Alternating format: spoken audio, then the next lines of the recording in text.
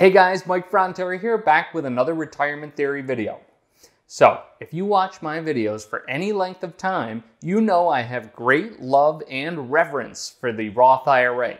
And now, with many areas of the market down over 20%, we look to the Roth IRA to help us turn lemons into lemonade. How so? With a Roth conversion, of course.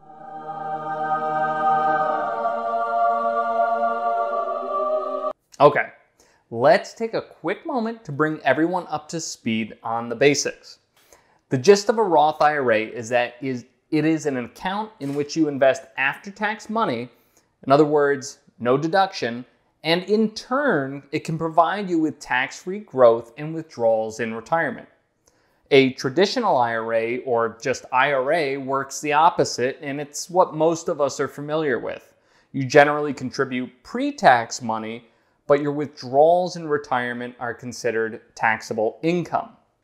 Now, when you perform a Roth conversion, you are choosing to pay the tax now on your IRA to convert it to a Roth where, assuming qualified withdrawals, all of the future growth becomes tax-free.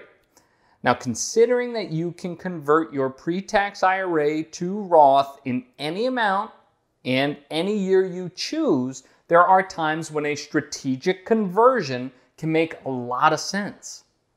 So, why might a conversion make sense while the market is down? Basically, to get the money out of those pre-tax retirement accounts as cheaply as possible. Remember, when you contributed to your 401k or 403b IRA on a pre-tax basis, you basically postponed paying the tax bill on the amount that you contributed. So eventually you, or maybe one of your beneficiaries, they're going to be required to pay the tax bill to get the money out of those accounts so that they could use them. So if we assume that the market eventually recovers, as it has with every other downturn in history, then wouldn't it make sense to pay the tax bill while share prices and thus the taxes are low? So to borrow the investing adage of buy low and sell high, performing a Roth conversion in a down market is pay low and spend high. All right, so let's take a look at an example of how this might work. So here's Jerry. He is in the 22% federal tax bracket, and he expects to be in the same tax bracket for the rest of his life. So let's say Jerry owns 500 shares of ABC Corp. That's not a real stock in his traditional IRA. Now, ABC is trading at $100 a share, so he has $50,000 of ABC Corp.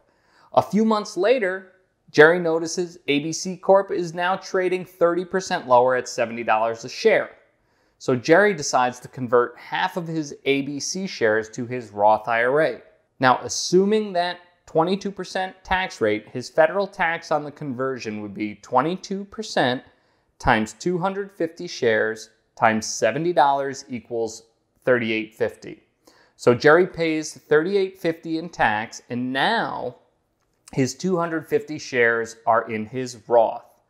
Had he converted those shares while they were trading at $100 a share, the federal tax would be 22% times 250 times $100, or $5,500.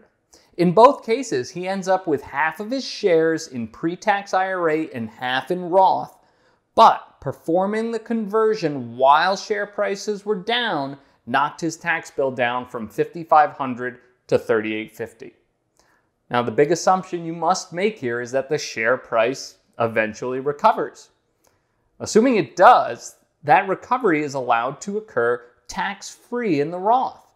Had the conversion never occurred, not only would the share price recover, but your tax bill would too. Now, like most things in retirement planning, there are terms and conditions to deal with.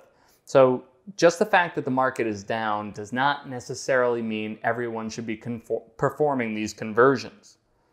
Your age, income, beneficiaries, time before withdrawals, and your ability to pay the taxes out of pocket, among other factors, need to be considered. You must also be aware of restrictions including the 5-year waiting rule for converted funds to be available for your qualified withdrawals before pulling the trigger. Finally, note that Roth recharacterizations, which is basically the undo option for conversions, is no longer available. So, do you have questions for me? Come visit me at www.retirementtheory.com or send me an email at mike@retirementtheory.com. Did you click subscribe on this video or follow me on Facebook? I think that you should. You'll continue to see videos like these on everything retirement planning.